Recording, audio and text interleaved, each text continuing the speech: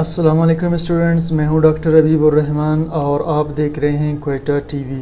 Students, bio chemistry میں آج ہم لیکچر نمبر 5 ڈسکس کریں گے اور یہ پروٹینز کے لیکچر میں ہوگا کلاسیفیکیشن آف پروٹینز۔ ٹھیک، تو اس میں ہم پڑھیں گے کلاسیفیکیشن آف پروٹینز کو۔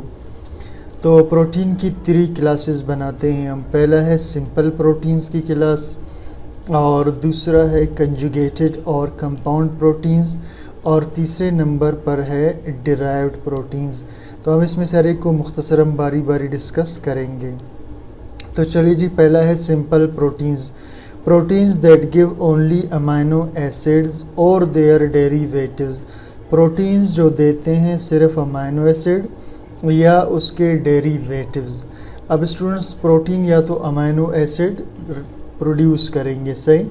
اب امینو ایسڈ کیا ہوتا ہے؟ امینو ایسڈ میں بیچ میں ایک کاربن ہوتا ہے اور ایک سائڈ پہ کاربوکسیلک ایسڈ گروپ، اور اس کے دوسرے سائڈ پہ امینو گروپ ہوتا ہے، ایک ہائیڈروجن اور ایک الکائل گروپ اس میں ہوتا ہے۔ ٹھیک،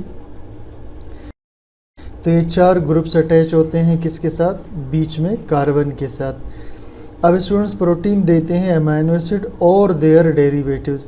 اب ڈیریویٹیو کیا ہوگا امینو ایسڈ کے؟ اسٹوڈنٹس، یہ جو آر ہے، ٹھیک، اس کو آپ بدل دیں گے تو اس میں اس کا کوئی ڈیریویٹیو بن جائے گا آن ہائیڈرولائسس، پانی میں توڑنے پر۔ ٹھیک، پانی میں ڈال کر، یعنی پروٹین کو اگر آپ پانی میں ڈال دیں گے تو وہ ٹوٹ کر یا تو امینو ایسڈ بنائے گا یا اس کے ڈیریویٹیوز بنائے گا۔ ڈیریویٹیو ایسے کہتے ہیں ماخوذ مرکبات کو یا بننے والے مرکبات کو۔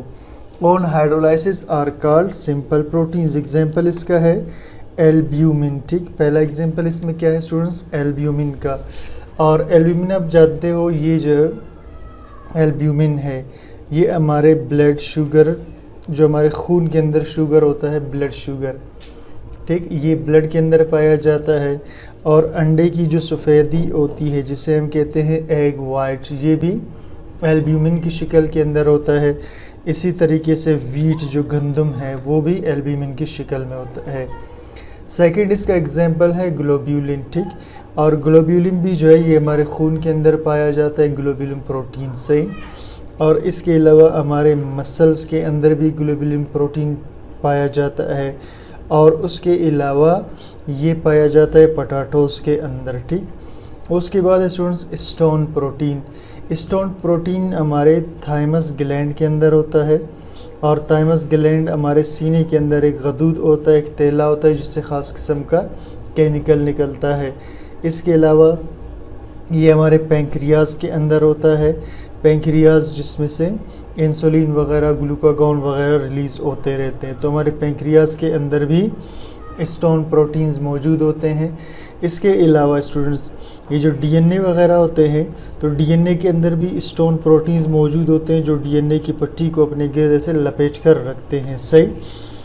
تو most abundant proteins in animals, یہ سب سے زیادہ، ایبنڈنٹ کا مطلب ہے بکثرت، بہت زیادہ، یہ سب سے زیادہ پائے جانے والے پروٹین ہیں اینیملز میں، اور بناتے ہیں تقریباً 25 to 35% آف باڈی پروٹین، جانور کے 25 سے 35% جسم کے پروٹین کو۔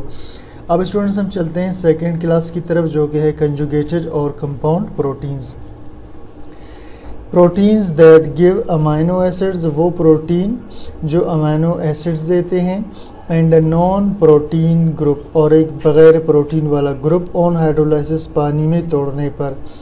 تو ایسے پروٹینز جس کو اگر پانی میں ڈال کر توڑ دیں تو وہ امینو ایسڈ دے دیں اور نان پروٹین گروپ دے دے، اس کو ہم کہتے ہیں کمپاؤنڈ پروٹینز۔ اب اسٹوڈنٹس، اس میں جو نان پروٹین گروپ ہوتا ہے اس کو ہم کہتے ہیں پروستیٹک گروپ۔ کیا کہتے ہیں اس کو؟ پروستیٹک گروپ۔ اب اس پروستیٹک گروپ سے کیا مراد ہے اسٹوڈنٹس؟ یہ آگے ہم آپ کو بتا رہے ہیں۔ اب دیکھیے، جیسے فاسفو پروٹینز ہے، صحیح، یہ اس کا پروٹین پورشن ہوا، اور یہ جو فاسفو ہے یہ اس کا پروستیٹک پارٹ ہوا، صحیح۔ اب دیکھیے یہ اسٹوڈنٹس، یہ ایک پروٹین ہے، ٹھیک، یہ ایسا، یہ جو آپ کو شکل نظر آ رہا ہے اس طرح سے مڑا ہوا، ٹھیک، یہ پروٹین ہے، اور آگے دیکھیے یہ فاسفورک ایسڈ یا پروستیٹک گروپ کے ساتھ جڑا ہوا ہے، ٹھیک۔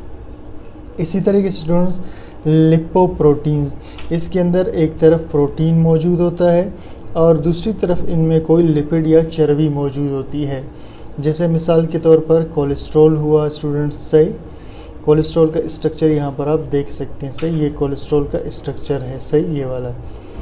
और इसी तरह फैटी एसिड्स, ये फैटी एसिड का स्ट्रक्चर है स्टूडेंट्स। फैटी एसिड के स्ट्रक्चर में एक तरफ कार्बोक्सिलिक एसिड ग्रुप होता है, ये आपको नज़र आ रहा है, C double bond OOH carboxylic, फिर उसके बाद कार्बन की लंबी चेन होती है, सही। इसे हम कहते हैं फैटी एसिड्स। क्या कहते हैं स्टूडेंट्स इसको? फैटी एसिड्स कहते हैं इसको, ठीक। तो चलिए जी, ये सेकंड था डिराइव्ड या कम्प्लेक्स प्रोटीन्स। अब इसके बाद हम चलते हैं थर्ड पर, सॉरी ये कंजुगेटेड प्रोटीन्स थे, अब हम थर्ड पे चलते हैं जो कि है डिराइव्ड प्रोटीन्स, सही।